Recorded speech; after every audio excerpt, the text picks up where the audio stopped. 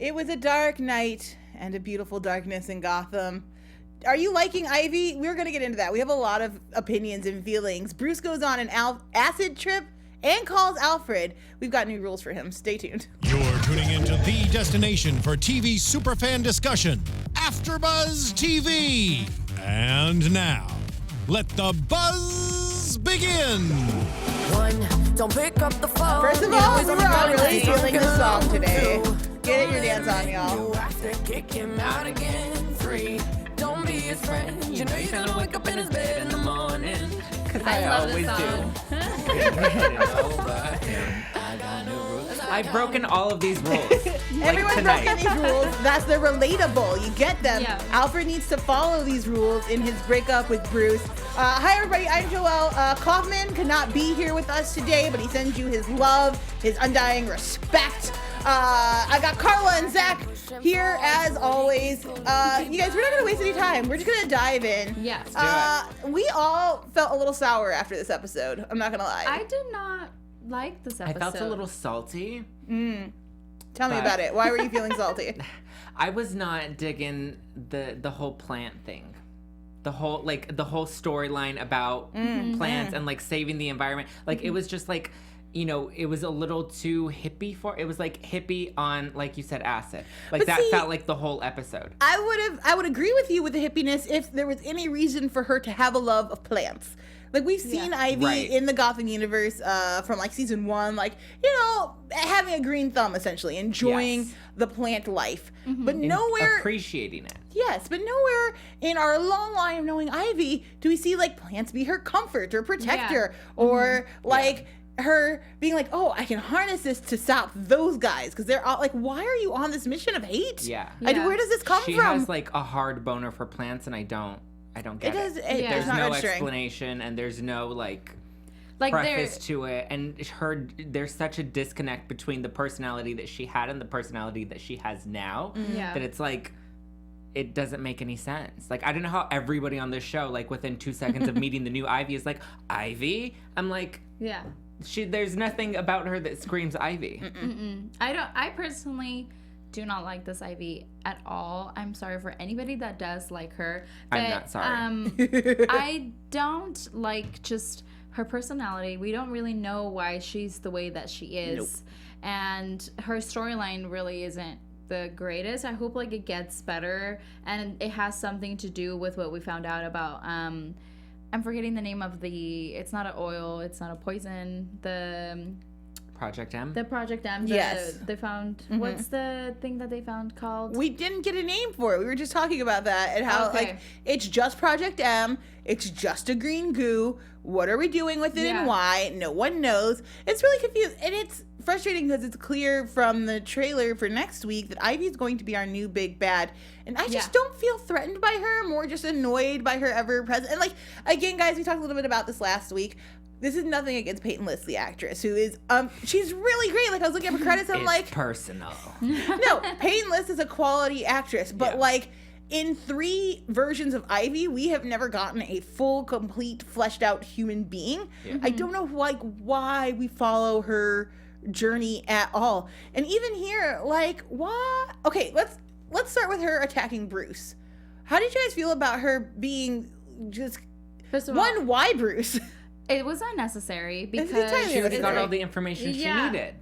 I mean, she just wanted to do that because it was part of the storyline, but she didn't really have a real reasoning as to why doing it, because like his name was in the paperwork, but it's not like he was the one responsible for everything that they were like doing, because he's at the end of the day he's still just a kid. He's definitely a child partying and hasn't even been like himself lately, so I didn't like it. Yeah, you know, it felt like, and forgive my reference, some of the fans are probably not going to like this, but it felt like a reality show, and like Ivy was the new Real Housewife that came in, and she knew that she needed a storyline, so she went after, you know, the main housewife to get her camera time to fit in, and then we see the previews that now she's the new big bad, and it just... like, and they've delivered such good big bads. Like we had Pig last season, we had Jerome, like we've had like Jada Pinkett Smith when she was on. Like we've had so many good villains that like she's just making the villains not look Yeah, like if this is your last season, Gotham, this is not the way to deliver. Yeah. It's really not. Which kind of got me excited for the fact that we're gonna have like a Jerome Cross episode. But even so performance-wise, as always, Jerome was like spot on. He's perfect. He was scary. He's my favorite. He's terrifying. Love him. And buff, can we mention like he we has did get been into working this. out Growing, and right? his like, voice has gotten hey. deeper. He's gotten buffer. His balls have obviously dropped. Like he's like here to play this season. Why filthy? But no, we were talking about how the suspenders were really helping with that waist to shoulder ratio. It was beautiful. Yeah. It was doing things for me. But I just don't. Creme de la crazy. I feel like we've had this plot 3 times now of some mastermind ropes all the crazies together. Literally just the crazies. Yeah. When can we get somebody like, I guess we had it a little bit in the 2nd and 3rd season with like businessmen and politicians being our criminals, but I'd really like it if we could get back to like some smart Gothamites. Yeah, you know? Definitely. And one thing that I wanted to talk about the or not the Joker, because he's apparently not the Joker, but one of the things that I don't like about Jerome is that we've been introduced to him as like us thinking that he's a Joker, and I feel like they've spent so much time in making him look like the Joker, and he sounds like the Joker, and he laughs like the Joker, yet we know that like he's not the Joker. Ultimately, not gonna be the Joker. So that's just one of the things that's like it's bothering me, because it's like, okay, so why are we having him back again? Like for what? It just kind of defeats the purpose for me if he's not going to become that Joker that we've all been waiting for him to become. Right. Just like we're all waiting for Bruce to become Batman, we were all waiting for him to fully become the Joker. Steven, can we get the chat up? Because I feel like we're about to get into some very dicey territory. Yeah. I'm throwing some gauntlets down. Thank you so much. And the gauntlet I want to throw down, based off what you just said, is like, this episode more than ever solidifies for me the fact that in Gotham, we're not getting... Okay, my favorite thing about Batman is that he created his own hellscape, right? Gotham was a dangerous space before. You know, that's how his parents died. But then he becomes Gotham, and the criminal response to that is like, we'll also put on costumes, and we'll also duke it out in the street. And he can't leave now because he kind of created this problem, but he can't go away. Like, it's a problem, and it makes Batman complex and interesting, and it makes him have like this really deep relationship with his villains. If he is a reaction to the villains, I feel like we're getting an entirely different story, and I don't know if I like it. Yeah. I'll just be honest. I don't know how I feel about a Batman who is only responding to people as opposed to trying to be the solution initially, if that makes sense. And I feel like the show is such a it has such a short limited amount of time that I think for me, I think that it would have been okay for Bruce to have gone through his party phase for like 3 episodes max. Yeah. Because right now we're at episode 12, 13? 13, and he's barely going back to being himself. Like, I remember when we first started the last season, we were like, oh my gosh, he's like Party Bruce, how long is this going to last? And we were like, oh, it'll be over before the season, or before like the season finale, and like it's still not over, you know? So it's carried on so long that at this point it's like we don't have that long. But also we haven't had a Bruce learn or develop anything through this bad stage. It's been a very stagnant Bruce. And even like this whole episode, I guess, was supposed to kind of be like the first tipping point for him to kind of find himself again. And we see him call Alfred at the end of the episode. But it was just like, it was like a whole dream sequence that it just felt so out of place. Correct me if I'm wrong, but I feel like this would have been a really great space for him to have a new love interest. We saw him have, a young kind of shy puppy love with Selena to start off. Yeah. Then he had kind of like your first high school like relationship with Silver St. Cloud, where they were kind of meeting on an intellectual level, but there's a lot of lying because we still don't understand who we are as people, sort of situation. The people you date when you're drunk are fascinating. when you first get introduced to liquor, you're like with the most random folks. And I just really would have appreciated like, him trying to discover himself, or what is it like to live independently and have to pay bills. Like there's a lot of things we could have dealt with Bruce that would have stayed in tune with Gotham's storyline, that could have amped up what he was doing and made that call to Alfred at the end so much more impactful if he's had like a really rough journey and we don't know where he's going. To get back to his acid trip, I want to ask the chat, A, have you guys read Hush? That's the Jeff Loeb comic from 2002-2003. And B, when you saw Bruce without the face in the head wrap, did you think of Hush? Was that a thing that came across your mind? It came across to me. If you guys don't know, Hush is basically this long arching comic that was about Batman reaching out to an old friend who had set him up, but in the end it was actually the Riddler. Sorry, spoilers, I guess. Which makes if that's an homage to that, and if that's where we're going, and from what I saw this episode of the Riddler, it's an early prediction in the show, but I'm just going to go ahead and drop it anyway. I think we're going to get the Riddler being our overarching bad guy. Okay. I would like that. I enjoy the Riddler, so I would not mind if he came back. Let's jump into the Riddler a little bit now. Making some interesting calls this episode. How are we feeling as he comes into the room and starts trying to push around Penguin a little bit? I liked it. I think that was the only moment in the show where I was actually satisfied with what was going on. Yeah. Because I'm so used to the show always like keeping me on my toes, like, oh my gosh, like what's going to happen? Like the villains. I feel like the villains are what makes the show what it is. So I was personally very satisfied when he came in. And I was like, and I even asked you guys, I was like, wait, is he Ed or is he the Riddler? And then like, obviously you guys said that he was the Riddler, but it was really fun for me to have him be there and not know whether if he was being Ed or if he was being the Riddler. Yeah, I like this character development because we saw him lose his Riddler and then we were wondering if he was ever going to get it back and how it was going to happen. So I like that we're now at that place and now it's turning Penguin's kind of wheels in his head. Yeah, I mean, obviously, my favorites have always been the Riddler and Penguin. I think the show has been at its best when they're fighting, or even when they were on the same team and trying to figure out their relationship and what it meant to each of them individually.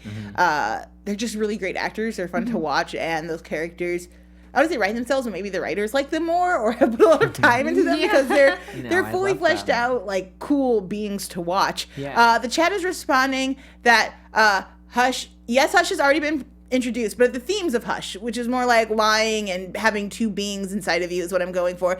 Look, I'm going to work on this theory, guys. I think this was somehow an homage to Hush. Hush has a famous line in the book which says two beings in one body. And that's kind of what we got with Bruce in visiting Batman. One of the things we talked about outside as we were watching the show was the costuming in this episode. Some highs and some lows. Let's get into that Batman. It's really the bat that should not be named. Like, we don't really get, like, you know, who he is. He's I saw a that cape from Variety, man. sorry. He's a cape man. He is. But how did you feel about his cape? I hated it. It was really bad. Yeah, I didn't find it like Batman. Like, you want Batman, like, if this is Batman's first, like, appearance on the show, then you want it to really be epic and make a statement. Yeah. And this didn't make a statement. Where were his ears? Yeah, he had no ears. Yeah, it was not. The cape didn't even have the kind of flow you hope to have from the cape. Also, everything looked kind of baggy on him. If the costume's not going to be great, I wish we would have been more the in the darkness, ethereal voice kind of thing. I give points to whoever can tell me to the voice. Was it Kevin? Because it sounded like him, for those of you who watch the animated shows. But then then it sounded really off and weird, and I wasn't sure. So is this a Batman we've had before? That's definitely not Christian Bale. I checked IMDb. It was not listed for the episode. There was no, like, Batman voice parenthesis thing. So if someone can tell me if you had time to go through the credits, I'd really appreciate it because I need to know. So we talked about Peyton List as Ivy and how we are really not feeling her and how I really secretly hope that somebody else is behind this. Like, she's really pretty. And no doubting that. She's really pretty, and, like, I get it if that's what we're trying to do on the show, but, like, the character just lacks so much. And again, it's just so random. Like, we've seen people die and come back all the time. We've seen people be reborn, you know, time and time again. Whereas, like, this is just so, like, out of left field that it just doesn't, it's so foreign that I don't like it. I wish I knew for sure if the previous actress left and was like, I'm done, or if they were like, we have to recast. Some of the things she said in here, I could feel the writers trying to make sense of it. They're like, she was like, first I was a seed, and then I was like a sapling, and now I'm like a full But it was plant. like very forced. It wasn't like there was no connection. There was no natural progression. It was just like we had a scene last week where she had her little born again moment, and then And then now she's taking over Gotham. And it's not even like every villain that's tried to take over Gotham has either been in spite of somebody or they've wanted to have control or power. And she's just like, I'm going to save the plants. I'm going to save the trees. And it's like, back up. Like, it would even be great if it was just a singular, like, introduction to an episode, like maybe she's reborn of the plants. Okay, so I get that. Yeah. And maybe the plants are like talking to her. We don't necessarily need to hear them. Yeah. But maybe it's like, oh, these are like your friends and they guided you through the world. Yeah. Maybe an atrium is on fire. I don't anything to get me to understand her relationship to plants other than like I was born from I'm plants. A Cabbage Patch Kid. Yeah. Yeah. I wanted to talk a little bit about how they're designing Ivy. So this week we see a little bit of more. I'm sorry, this is really meticulous, guys, but I thought we were getting a lot of story and costume this week. The bottom of her hair is a little bit redder than it has been. We got the full green, like, kind of trench coat thing. Ivy in the comic books will often have, but not always, green skin or, like, leaves attached to her. I kind of wish we had more from Ivy costume-wise. Like, Ivy's clothes are kind of a huge part of who she is. Is there a particular, like, version of Ivy or something you want to see coming out of her or from her? I'm personally just really glad that she got rid of that sweater. That's all I have to say. That sweater had to go, and I'm so glad it did. I want to see her go. You just heard the whole thing. Just you scrap it. You want to see the sweater go, then I don't want to see anything come out of her. I don't want to see, like, I'm done. Swipe left. I hope that she'll I want more Barbara. Gone. That's what I want, is more Barbara gosh, this season. Yes, we see, like, very little snippets of her, and I just feel like if we're going to have, like, a girl that's going to be a big bad, then, like, let's really bring in a queen. Honestly, talking about Barbara, this episode, I loved her. I think she's starting to grow on me more and more. Every week I love Barbara more than I did the week prior, and I wasn't sure it was possible. This episode, she was like, oh, I'll let you talk, love birds. And I'm like, yes, that's the way you talk to your ex. Like, let him know, like, you know, it's okay. And like, A, I see you. Yes. And B, I look good. Does anyone else feel like Barbara's walking around like it's literally just a matter of time before he's back? Like, she is so unbothered. I'm like, okay, what is... I also wouldn't care, like... We talked about last week, we always forget how she's kind of super powered now. Yes. She was trained by Raj to be super smart and plan out this big thing. See, that's what I want to see. If she, like, I would love to see her versus the Riddler because they have very wildly different styles. They can both go very crazy or be very societally normal, like walk around and blend in and get people to believe in their causes. So they would be really interesting. One good thing and final note about Ivy that came out of the whole Ivy situation, Chris Chalk, who plays Lucius Fox, got to do some actual acting this week, and it was amazing. He is so funny. So I like him. I love him in this role. We haven't seen him in a while. Give us more Lucius Fox like this, please. Like someone who's actively engaged in the work, somebody who's kind of helping with the crime stuff. It's good to have a scientist back on the police force. I miss Lee in that role. Yeah. Because I think it lends the way we're used to watching police procedurals. I think it lends itself a lot to that practice of like, cop brings in the evidence, guy checks it out, then they go out in the field together, which never happens in real life, but it's very fun to watch on TV. So like Lucius, back to sorry, go ahead. I know that you were talking about Lucius and you were talking about Lee, but I actually really miss the Riddler being like Ed, and like when he used to examine bodies and he used to be like, oh, like this is very interesting. Like I totally miss that, and I love Lucius, but I actually like. I loved him as the doctor, but I really liked him in this character where he was like outside of the doctorness and he was like free to be who he is. I really like it. There was a much more looseness to him. Yes. And I agree. The Riddler's inappropriateness is something that I miss a lot. Like that social awkwardness where like, you're not supposed to say that out loud. And he's like, I don't even know. I'm just a simpleton. I'm brilliant, but I'm also simple. Other points we wanted to hit with costuming. We talked about Joker's amazing suspenders, but also we're seeing gloves in this. Now, to your earlier point that, you know, this isn't the Joker, but we're seeing a lot of this, like that gloves to me is high symbol of Joker. Yeah. Are we thinking like hypochondriac? Are we thinking just the class and the style? Do you guys have opinions about the gloves? Is it just me? I didn't really pay attention so much to the gloves. But I think it's just the costume itself that he wears that it's like, wait a second, I thought you were trying to steer him away from this picture that we have of him. So the gloves itself is like, it's adding something extra, and you just kind of stay like, wait, like you're confused. Yeah. I agree with both of you, which is very rare because normally I agree with everybody at the table. No, I agree with both of your points. And I think like we're setting him up so much to be the Joker that like if we were going to have a twist, then they shouldn't have leaked it or announced it. Like that shouldn't have been talk. Like you should have just thrown, some type of curveball at us at the end. But like now we see his development and we see even in the costume and in his behavior, like he really is becoming the Joker. So when you introduce the real Joker, it's really just going to be like a legit copycat. I feel like if I came in next week with the fro and purple and lipstick and a jean jacket, it would be over. It's just, there's nothing unique about it. Yeah. Steve Kaufman would have banged his gavel by now and been like, it's Gotham. Like, and not only that, that's what we have to deal with. I feel like, personally, the actor, I forget his name. I think his name's Cameron. Mm-hmm. Cameron, I feel like he's invested so much in kind of portraying the Joker that I hope that the person that, if the plot's how it's been told, it's true,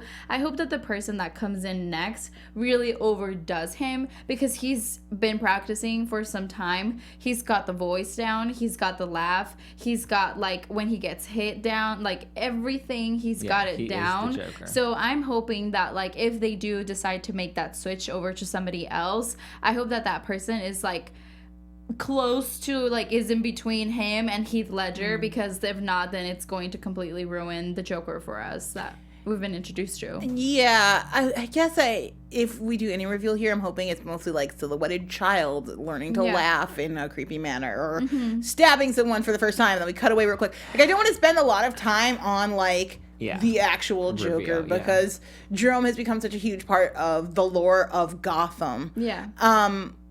We talked about Bruce's acid trip. I guess we should briefly touch on Jim and Sophia's back and forth. Sophia, I would have wished we would have spent so much more time with her than Ivy this week, because she's clearly plotting something. And all we get is that little scene at the end with her and Lee, and she's like, oh, hey, sister-in-law, like, I should have met you a long time ago, and there's other ways I can hurt you, Jim. How is she going to hurt Jim? By hurting Lee. But let's we're getting close to the end. I will go a little bit into predictions. Like, in what way? Because Lee has a lot of power now. Right. I think she's going to try to taint Lee and make Lee dark, because Jim doesn't want Lee to be dark. He likes good Lee. So I think she's going to try to push her influence over Lee, and maybe, feed into that ego and power hungriness that she has control right now in the Narrows. And I think she's going to influence them bad in Lee. And I think Jim's gonna be so sad, because Jim loves Lee and Jim wants her to be a good girl. He does. That ship sailed really so far ago, though. He totally does. loves Barbara. Come on, we know this. Everybody loves Barbara. Yeah. Nobody loves Ivy. Everybody loves Barbara. Yeah, Barbara's the best. We can also talk a little bit about Selena this week. Okay. Who is not down with the killing. I was just there to steal. Yeah. I mean, at least she's true to her villainess. Yeah. But she doesn't kill, even as Catwoman. Catwoman doesn't kill. So I like that. I like that she's been, I think, the only character that has stayed consistent for me. Like, literally, she's been the only one that we've always known she was Catwoman, and she's still Catwoman, and she's always acted like Catwoman. And we enjoy her being Catwoman. Yeah. Totally. I love her, the outfit. I love her and Jim together always. Their like back and forth love-hate relationship is so beautiful. Do you guys think that she'll try to team up with Ivy again later? No. Do you think she'll forgive her at all? No, not at all. No, because Ivy's gonna be gone soon.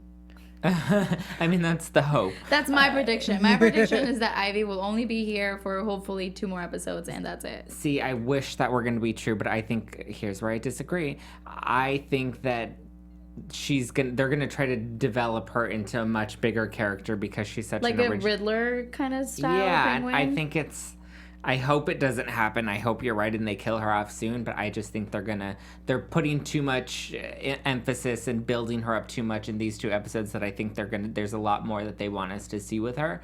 But on a side note, I miss Zaz. While we're talking about villains that we love and hate. left field. We didn't even notice that. He hasn't been here this new season, and I need more Isn't of him. Zaz out I want protecting... Zaz and Barbara together. Is he protecting the asset? Penguin's child asset? Yeah. I think that's... Which is cool because we get Martine. a mention of Martine this week with... We do. He's like, oh, yeah, I can't get out because she has him and then they'll kill me. Which is obviously a lie, but interesting. Martine is coming back. And I'm still kind of sticking to the fact that I think Martine might become the Joker. Maybe. I'm okay with that, honestly and truly. Wait, that was my theory. That was my theory last week. We'll roll back the tape. That was your theory, but I'm sticking to it because I like it. How do we feel about Jim with the mustache? I hate Jim with the mustache. I don't like it. He's very attractive, and that mustache was just not. Yeah, see, and Karla's single, so if she's saying that says something. It's really a problem. Well, I guess it's about that time. Why don't we go into some official predictions? Yes, okay. Let's do it. And now, your AfterBuzz TV. I feel like Bruce in my dreams. Oh man, his dream was this color, like a nice purpley magenta. Yeah, for sure. So looking ahead at next week, Bruce has some splaining to do. We started the show off talking about Alfred's new rules. Outside, we were talking about how much we do not want Alfred to hook back up with Bruce. What do we think Bruce's argument to Alfred is going to be? I think it's going to tell him exactly what happened and that his vision, and Alfred's going to be like, oh, well, your vision must mean something. Yeah, I think Alfred cares about Bruce too much that, like, a simple "you up" text will, like, hook him back in. You know, like, Bruce is, like, right now that bad guy that, like, you know you shouldn't. And, like, even though he texts you at 1:30 in the morning and you're like, damn, I know I shouldn't go. But, like, I'm going to anyway. And then you regret it. Again, from the preview, it's clear he does pick up the phone. He used to call me on my cell phone. It's true. He goes over there. He says, hey. But Alfred is kind of sticking to his guns a little bit that we saw. He's like, after what you did, I'm not coming back. No. These are famous last words, if you've ever said them to a person, because if you're saying them, you're probably going to go back. But I do hope, I think Alfred is going to make him work for it, which I think is all we can really ask. I hope so. I do hope so. I hope that he does. I hope that this is where we'll see that character development that we didn't see. I think that's when we'll see it, when he's trying to not win Alfred back, but in a way win him back so that he'll be back with him. Yeah. It looks like, aside from the Ivy side quest, there will be a nice back and forth between Jerome and Pennyworth. How would you guys like to see that play out? Are we looking for, again, like Gotham held between two factions? Are we looking more at the... Jerome doesn't really do interpersonal too much. He's always kind of on a grand stage. Why does Jerome need the creme de la creme of crazy? I guess is the best question. I think he feeds off of it, no? Like, I feel like that's where he gets his He's also got a larger power plan, no? from. Yeah. And I feel like he likes a challenge. Like, I don't know, he's always trying to test his boundaries and push new limits. Yeah, like, oh, I think can you get punched in the face and come back up laughing? Yeah. That was fun. I liked that. What else? Any other predictions for next week? I hope that Selena and Bruce will, like, I hope that Selena will start helping Bruce after what happened. Totally. I feel like I want to see Lee and Sophia really join forces, yes. like, and kind of be like, you know, bad boss ladies in charge. I think that would make me like Lee again, because I know I've given her a lot of shade. And I feel like if she becomes like a big bad and it's her and Sophia against Jim, then it would be like, and then just throw Barbara in the mix and I'm done. Put a fork in me, I'm done. Yeah, I was gonna say, I love that all these three ladies are like fighting for. I really want Jim to have to face all three of his ladies, because they all are very important to his life. They signify different time periods and things that he's gone through. It's clear we're winding down to the end. Whether they're either it feels like they're writing the season to be the last if it needs to be. Yeah. There's clearly more story we could tell, but this might be our end. And so, I think now is about the time when Jim needs to be making some decisions about future partnership and bring me my Barbara Gordon Little. No, Yes, absolutely. We all know it's going to be Lee and... Lee is not Endgame. It's absolutely Barbara. No. I don't know how we're going to get there, but we are going to... we're going to get there. We have to get there because we need little Barbara. Yes, Lee is rebound. Lee is the rebound that you meet on Tinder that, like, you think is going to work out, but, like, you realize you were just going through something emotionally. And now I want to see this all play out like a scene in The Bachelor where he has to face all three of them. Yes, give them their roses. At the reunion, like a remix version where it's at the reunion, and then they've all seen the footage of, like, he's played them all, and now he has to, like, be accountable for his actions. And then it's like, well, which one is still going to want him at the end of the day? Stardew, shout out to you because, yes, Lee is Endgame. Okay, well, you guys can continue to think that. In real life, I'm very happy they're together. In this show, if I don't have a little mini Barbara at the end, I'm going to be upset. Let's see, we talked about costumes. We talked about some predictions for next week. Oh my gosh, Steven, are you there? Hey, it's Anthony! We had a switch over!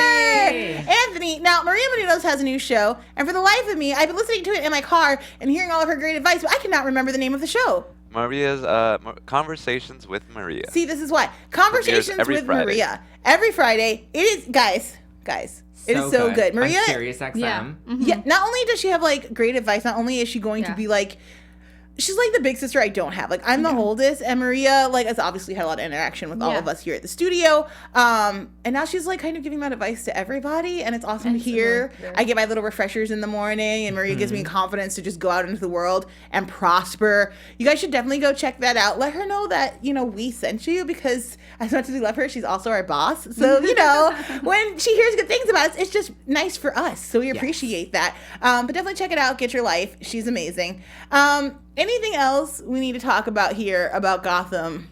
No, I think we already stated that Jim and Lee are going to be together forever. No, you stated that here, and you were wrong. You were wrong, because little Barbara needs to exist. There we go. But Golden City 94, Barbara and Jim forever. You've been told. I'm really liking this debate in the chat. Well, guys, tell the folks where they can find you until we come back next week. Hey guys, I'm your host Karla Beltran. You can find me on Instagram at I am Karla Beltran and on Twitter at Karla Beltran with an R at the end. You can call me on my cell phone. You can follow me at Just Plain Zack, Twitter, Instagram, everywhere. I'm Zack Peters. Thank you guys. Hey guys, I'm Joelle Monique. I was stepping in for Steve Kaufman tonight. Definitely go find him all over the interwebs. He's great. He's got dope blogs about his year of sobriety, which is still so damn impressive to me. I'm Joelle Monique. You can find me all over the internet at Joelle Monique, every week at blackgirlnerds.com. This Monday over at Collider doing the Heroes show at like 9 in the morning, so it's gonna be fun. Oh, and Disney sent me the new Star Wars Lego Craft Builders DVD, and I'm really excited. I'm going to do a watch of it this Saturday morning. Come find me on Instagram or Twitter. I'll be doing both. And enjoy that super awesome show with me. Until next week, we have been the Gotham Panel, and we will see you guys soon. From executive producers Maria Menounos, Kevin Undergaro, Phil Svitek, and the entire AfterBuzz TV staff, we would like to thank you for listening to the AfterBuzz TV network. To watch or listen to other after shows and post comments or questions, be sure to visit AfterBuzzTV.com. I'm Sir Richard Wentworth, and this has been a presentation of AfterBuzz TV. Buzz you later. The views expressed herein are those of the host only and do not necessarily reflect the views of AfterBuzz TV or its owners or principals.